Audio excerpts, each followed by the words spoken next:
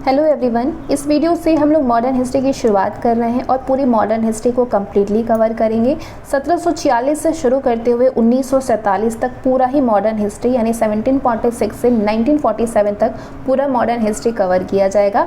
इससे आपकी पूरे फैक्चुअल कॉन्सेप्ट सारी ही चीज़ें रिवाइज हो जाएंगी। रिवीजन के पर्पज़ से इसको तैयार किया गया है। बहुत आसानी से बहुत कम समय में आप सारी चीज़ें रिवाइज कर पाएंगे और यहाँ से चीज़ें रिकॉल करना आपके लिए बहुत ज़्यादा ईजी है। ये नोट्स बहुत इंपॉर्टेंट है, इसको PDF फॉर्म में आपको ग्रुप में प्रोवाइड किया जाएगा। प्रथम कर्नाटका युद्ध हुआ था 1746 से 48 तक। 1746 से 1748 तक चला था प्रथम कर्नाटका युद्ध। इसका अंत हुआ था एक्सला चैपल या शापेल की संधि से। कब ये संधि हुई थी? 1748 में हुआ था। इसके बाद द्वितीय कर्नाटका युद्ध शुरू हुआ था 1749 में और 54 तक चला था, लेकिन ये अनिर्णायक युद्ध साबित हुआ।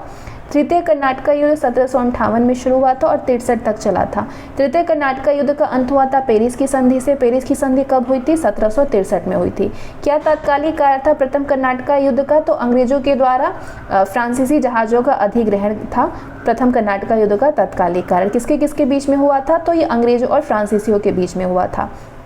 डुप्ले वो पहला यूरोपियन व्यक्ति था जिसने कि भू क्षेत्र अर्जित करने के लिए भारतीय राजाओं के झगड़ों में भाग लेने की नीति अपनाई थी। तो आपसे पूछा जाए कि भारतीय राजाओं के झगड़ों में भाग लेने की नीति किसने अपनाई थी? तो डुप्ले ने अपनाया था। फ्रांसीसियों ने भारत में अपना सबसे पहला कारखाना सूरत में खोला था। कब खोला था? 1668 में। फ्रेंच ईस्ट इंडिया कंपनी संस्थापित हुई थी किसके शासनकाल में? तो ये लुई 14वें के शासनकाल में संस्थापित हुई थी। संस्थापक था Colbert. Dutch east India company ने पटना में अपनी फैक्ट्री 1632 में स्थापित की थी। क्या कारण था? क्यों फ्रांसीसी दक्कन में शक्ति आंदोलन स्थापित करने में असफल रहे थे? क्योंकि अंग्रेजों की फौज शक्तिशाली थी। अब ये क्रम पूछा जाता है कि भारत में यूरोपीय शक्तियों के यूरोपीय व्यापारियों के आने का क्रम क्या है? तो पुर्तगीज सबसे पहले आए थे, फिर डच आए थे, फिर अंग्रेज आए थे, उसके बाद फ्रांसीसी आए थे। प्रश्न ये भी पूछा जाता है कि सबसे अंतिम में कौन व्यापारी आए थे? तो सबसे अंतिम में फ्रांसीसी आए थे। सर्वोत्तम शोरह और अफीम यूरोप वासियों को कहाँ से प्राप्त हुई थी? बिहार से प्राप्त हुई थी। भारत में डचों के द्वारा स्थापित प्रमुख केंद्र कौन कौन सा है? चिंसुरा, सूरत, नागपट्टनम, मछलीपट्टनम, भरूच, आगरा, कोचीन, अहमदाबाद और पटना। क्या आपको मालूम है कि अकबर और शेर शाह सूरी अंग्रेजों से पहले ही राजस्व का मूल्यांकन कर चुके थे मृदा के स्वरूप और उपज के गुणों के आधार पर? तो मृदा के स्वरूप और उपज के गुणों के आधार पर भूमि राजस्व का मूल्यांकन अंग्रेजों से पहले ही अकबर और शेर शाह सूरी कर चुके। कथन पूछे जाते हैं कि क्या किसने कहा? तो कंपनी एक असंगति है, परंतु यह उस व्यवस्था का भाग है जहां सब कुछ ही असंगत है। ये TB मैकाले ने कहा था। भारत में अंग्रेजों की सफलता और फ्रांसीसियों की असफलता का क्या कारण था? अंग्रेजों की सफलता का कारण ये था कि अंग्रेजों को बंगाल विजय से अपार धन प्राप्त हुआ था और उनके पास जनशक्ति बहुत थी। अंग्रेजों की बेहतर नौसैनिक ताकत थी, जिसकी वजह से अंग्रेज सफल रहे थे और फ्रांसीसी असफल रहे थे। मुगल सम्राट के द्वारा नियुक्त बंगाल का अंतिम गवर्नर, ध्यान दीजिएगा यहाँ गवर्नर जनरल की बात नहीं हो रही है, गवर्नर की बात हो रही है यानी सूबेदार की। तो सबसे अंतिम बंगाल का गवर्नर बने थे मुर्शीद कुली खां 1717 में। इसके बाद इनकी मृत्यु उपरांत इनके दामाद को बनाया गया। सुजाउद्दीन बंगाल के अंतिम गवर्नर बने। प्लासी का युद्ध बहुत ही महत्वपूर्ण है। इंग्लैंड ईस्ट इंडिया कंपनी की भारत में प्रथम निर्णायक सैन्य सफलता मानी जाती है प्लासी का युद्ध, जो कि 1757 में हुआ था। ये निर्णायक इसलिए मानी जाती है क्योंकि भारत में ब्रिटिश प्रभुत्व को प्रारंभ कर दिया था इस युद्ध ने। इसमें सिराजुद्दौला लॉर्ड क्लाइव के द्वारा परास्त हुआ था। भारत में ब्रिटिश प्रभुत्व का प्रारंभ जो है प्लासी के युद्ध से ही हुआ था और प्लासी का जो युद्ध था उसमें रॉबर्ट क्लाइव के नेतृत्व में अंग्रेजों ने बंगाल के नवाब सिराजुद्दौला को पराजित कर दिया था। नवाब की सेना 3 राजद्रोहियों में थी। कौन कौन था? मीर जाफर था, लतीफ और राय दुर्लभ के सेना जो थे वो वहाँ पे थे। और नवाब की एक अग्रगामी टुकड़ी के नेता थे मीर मदन और मोहनलाल। सहसा एक गोली से रणभूमि में ही मारा गया था और नवाब सिराजुद्दौला अपने प्रमुख अधिकारियों के मंत्रणा के दौरान मीर जाफर ने उसे पीछे हटने को कहा था और फिर भी कहा कि नवाब को सेना का नेतृत्व सेनाध्यक्षों के हाथों में छोड़ दिया जाए, तो युद्ध क्षेत्र में वो चले जाना चाहिए। तो सिराजुद्दौला वापस मुर्शिदाबाद लौट गया, यही उसकी हार का कारण था। तो प्लासी के युद्ध ने अंग्रेजों को तत्कालिक सैनिक और वाणिज्यिक लाभ प्रदान किया था। इसमें आपके बहुत सारी चीज़ें पूछे जाते हैं। ये युद्ध जो है इसने कृषि उत्पादन और दस्तकारी के क्षेत्र में अग्रणी 3 राज्यों कौन कौन, बिहार, बंगाल और उड़ीसा में राजनीतिक प्रभुत्व स्थापित करने के लिए पृष्ठभूमि तैयार किया था। तो ये एक निर्णायक युद्ध इसलिए माना जाता है। भारत में बहुत सारे प्रश्न बनते हैं इस युद्ध से। भारत में ब्रिटिश साम्राज्य का संस्थापक कौन था? रॉबर्ट क्लाइव था। और रॉबर्ट क्लाइव को स्वर्ग से उत्पन्न सेना नायक भी कहा जाता है। किसने कहा है? तो ये विलियम पिट ने कहा है, स्वर्ग से उत्पन्न सेना नायक। आगे बढ़ते हैं। अंग्रेज ईस्ट इंडिया कंपनी का निर्णायक युद्ध कौन सा है? तो अंग्रेज ईस्ट इंडिया कंपनी का निर्णायक युद्ध है बक्सर की लड़ाई। बक्सर की लड़ाई के टाइम में दिल्ली का शासक था शाह आलम द्वितीय। 22 अक्टूबर को हुआ था 1764 में। अंग्रेजों ने मीर कासिम, अवध के नवाब सिराजुद्दौला और दिल्ली के मुगल सम्राट शाह आलम द्वितीय की सम्मिलित सेना को बक्सर के युद्ध में परास्त कर दिया था। इस युद्ध में अंग्रेजों की कमान किसने संभाली थी? मेजर हेक्टर मुनरो के हाथ में थी।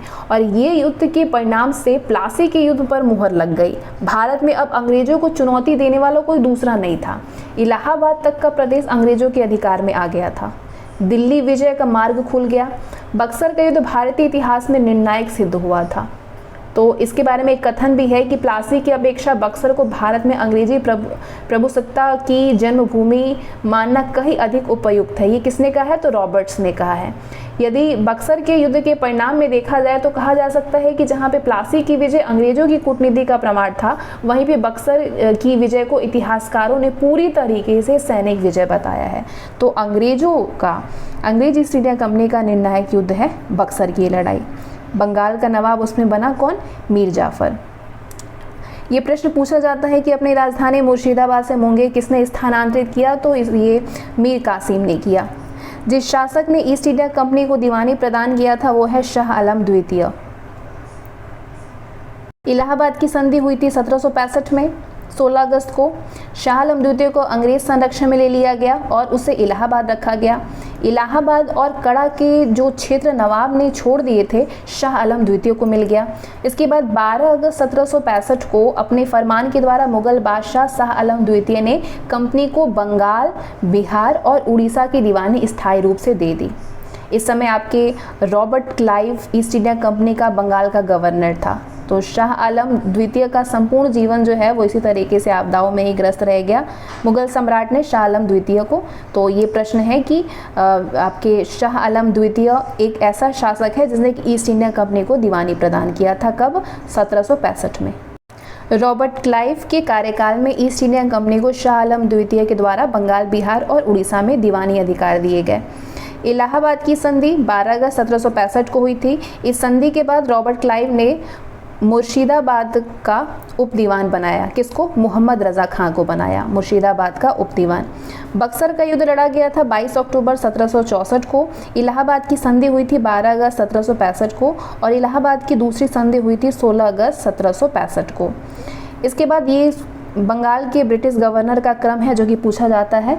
क्लाइव 1757 से 1760 तक गवर्नर बना। इसके बाद फिर से दूसरी बार 1765 से 1767 तक बना था। इसके बाद 1760 में विंसीटाट बंगाल में ब्रिटिश गवर्नर बना। 1760 से 65 तक रहा था। फिर वेलस ने बना 1767 से 1769 तक रहा था। फिर कर्टियर 1769 में बना और 1772 तक रहा था। 1765 में दीवानी प्रदान करने के बाद ब्रिटिश सबसे पहले खासी जनजाति के संपर्क में आए थे। अवध सल्तनत के हिंदू नायब वजीर राजा टिकैत राय थे। नवाब आसफुद्दौला के अर्थ मंत्री थे और अवध के नवाबों के राज्य में हिंदू अधिकारियों को भी उच्च पदों पर नियुक्त की गई थी। यहाँ से आपके वो स्टेटमेंट वाले प्रश्न बन जाते हैं। अवध सल्तनत के हिंदू नायब वजीर राजा टिकैत राय,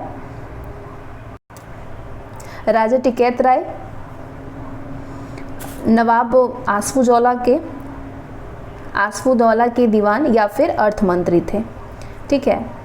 अवध के नवाब के राज्य में हिंदू अधिकारियों को भी उच्च पदों पर नियुक्ति दी गई थी। तो आसफुद्दौला के दीवान राजा टिकैत राय और राजा झाऊलाल और नवाब सफदरजंग के प्रधानमंत्री व सेना नायक राजा नवल राय जो सारे जातियों के प्रतिनिधि थे। तो यहाँ से सिर्फ 2 लोग ज़्यादा इंपॉर्टेंट है।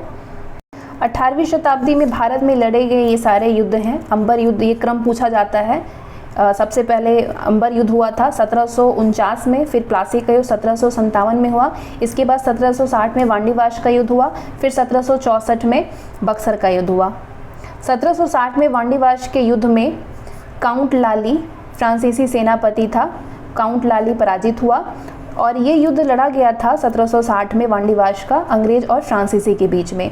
अंबर का युद्ध अगस्त में हुआ था 1749 में, अंबूर में हुआ था।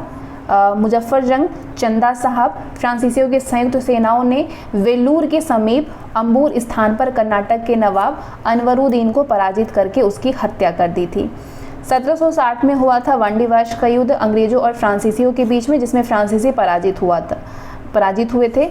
अंग्रेज के नेतृत्वकर्ता थे आयरकूट और फ्रांसीसी के नेतृत्वकर्ता थे फ्रांसीसी में काउंट डी लाली।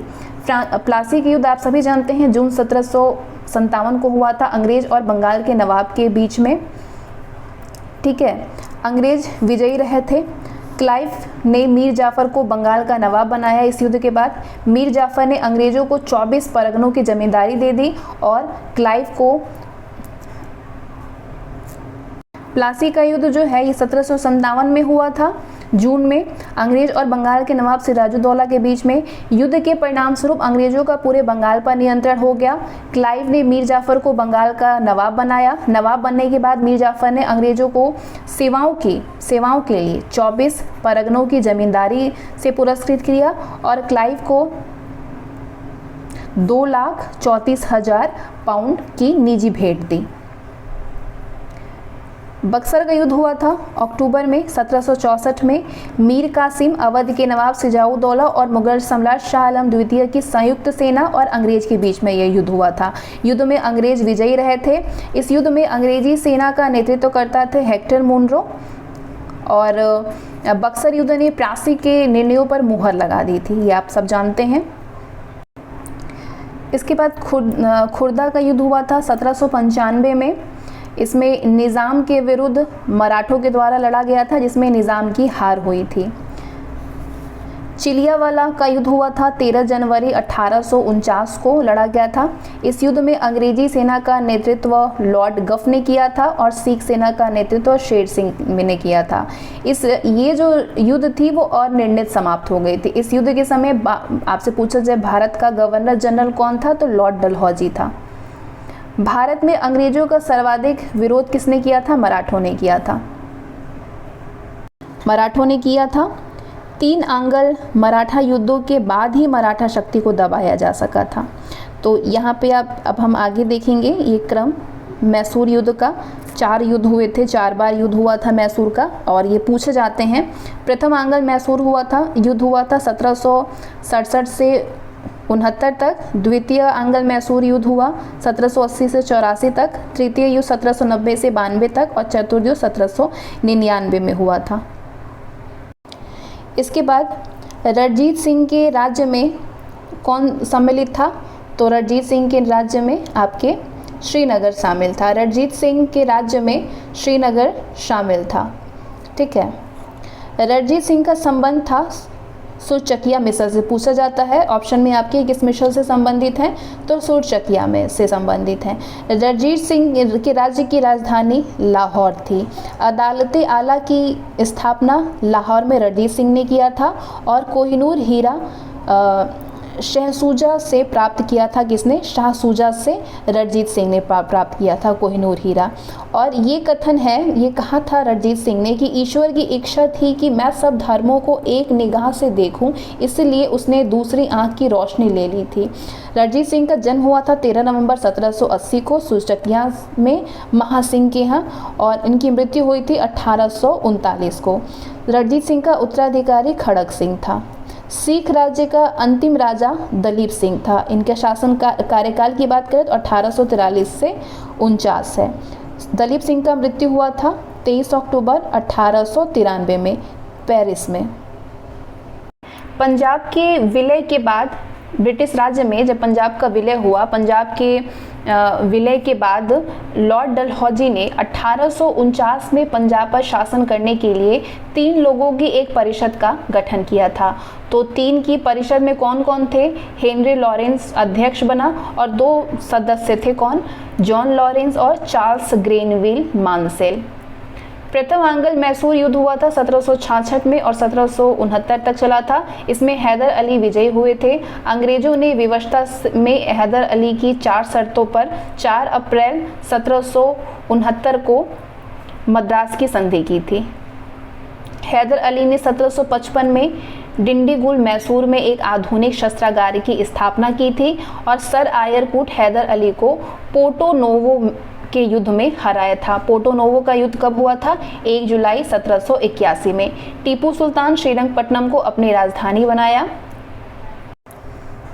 श्रीरंगपट्टनम को, और टीपू सुल्तान ने यहाँ पे जैकोबिन क्लब की स्थापना की और इसका सदस्य बना।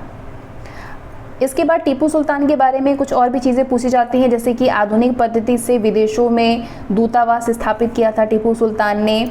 पोलीलूर में 1780 में ब्रिटिश सेना को हराया था। तृतीय आंग्ल मैसूर युद्ध का अवसान किया था 1790 से 92 तक जो चला था तृतीय आंग्ल मैसूर युद्ध। श्रीरंगपट्टनम की संधि के द्वारा मार्च 1792 में हुआ था। ये जो संधि हुई थी इसमें अंग्रेजों की ओर से कार्नवालिस और मैसूर से टीपू सुल्तान शामिल थे। इसके अनुसार टीपू को अपने राज्य का लगभग आधा भाग अंग्रेजों और उनके साथियों को देना पड़ा था और साथ ही युद्ध के हार जाने के रूप में टीपू को 3 करोड़ रुपए अंग्रेजों को देना था। तो श्रीरंगपट्टनम की संधि में ये शामिल था कि जब तक टीपू 3 करोड़ रुपए नहीं देगा तब तक उसके 2 पुत्र अंग्रेजों के कब्जे में रहेंगे। तो कार्नवालिस ने इसी संधि के बाद में ये टिप्पणी किया था कि हमने अपने शत्रु को प्रभावशाली ढंग से पंगु बना दिया है और साथियों को भी शक्तिशाली नहीं बनने दिया है। ठीक है, ये किसने कहा था? कार्नवालिस ने। टीपू सुल्तान की मृत्यु हो गई थी चतुर्थ आंग्ल मैसूर युद्ध के समय 1799 में, और इसी मतलब मृत्यु ऐसे नहीं हुई थी, युद्ध के दौरान अंग्रेजों से लड़ते समय टीपू मारे गए थे। इसके बाद ये चीज़ यहाँ से पूछा जाता है कभी कभी प्रश्न कि प्रथम आंग्ल मैसूर युद्ध हुआ था 1767 से 69 तक चला था और इस दौरान अंग्रेज गवर्नर वेलिस्ट कौन था? इस युद्ध के समय में अंग्रेज गवर्नर वेरस था और ये 4 अप्रैल 1769 को मद्रास की संधि के द्वारा समाप्त हुआ। इसके बाद द्वितीय आंग्ल मैसूर युद्ध हुआ था 1780 से 84 तक चला था। इस दौरान अंग्रेज गवर्नर जनरल वॉरेन हेस्टिंग्स था और ये युद्ध 1784 में मंगलौर की संधि के द्वारा ये समाप्त हुआ। 1784 में मंगलौर की संधि हुई। तृतीय आंग्ल मैसूर युद्ध हुआ था, आपके उस समय जो गवर्नर जनरल था वो लॉर्ड कार्नवालिस था और तृतीय आंग्ल मैसूर युद्ध का अंत हुआ था श्रीरंगपट्टनम की संधि से। श्रीरंगपट्टनम की संधि कब हुई थी? 1792 में हुआ था। चतुर्थ आंग्ल मैसूर युद्ध हुआ था 1799 में। चतुर्थ आंग्ल मैसूर युद्ध के दौरान अंग्रेज गवर्नर जनरल लॉर्ड वेलेस्ली था। ठीक है, लॉर्ड वेलेस्ली था। 4 मई 1799 को अंग्रेजी सेना ने श्रीरंगपट्टनम का दुर्ग जीत लिया और टीपू ने लड़ते लड़ते वीरगति प्राप्त कर ली। तो टीपू के कुल सदस्यों को वेल्लोर में कैद कर लिया गया। ठीक है, वेल्लोर में सदस्यों को कैद कर लिया गया। मंगलौर की संधि हुई थी टीपू और अंग्रेजों के बीच में 1784 में। इसके अलावा ये सारी चीज़ें पूछ ले जाते हैं। सालबाई की संधि हुई थी, महादजी सिंधिया उसमें थे और अंग्रेज और मराठा के बीच में हुआ था 1782 में। इसके अलावा बेगम समरू ने एक अति प्रसिद्ध चर्च का निर्माण कराया था। कहाँ पे कराया था? तो मेरठ के निकट सरधना में कराया था। महाराज, अब यहाँ से स्टेटमेंट वाले प्रश्न बन जाते हैं। महाराजा रणजीत सिंह ने लाहौर में तोपों के निर्माण के लिए आधुनिक ढलाई खाना स्थापित किया था। आमेर में सवाई जयसिंह ने यूक्लिड के रेखा गणित के तत्वों का संस्कृत में अनुवाद किया था। टीपू सुल्तान श्रृंगेरी मंदिर, मैसूर में ये मंदिर है, श्रृंगेरी मंदिर में देवी शारदा की मूर्ति के निर्माण के लिए धन दिया था। बंगाल में राजस्व कृषि पद्धति मुर्शिद कुली खान ने शुरू किया था, स्थापित किया था। मुर्शिद कुली खान ने किया था, मतलब प्रारंभ किया था इस पद्धति का। तो यहाँ पे हमने इस सीरीज़ में ये कंप्लीट किया। अब नेक्स्ट सीरीज़ में हम आगे की चीज़ें कंप्लीट करेंगे।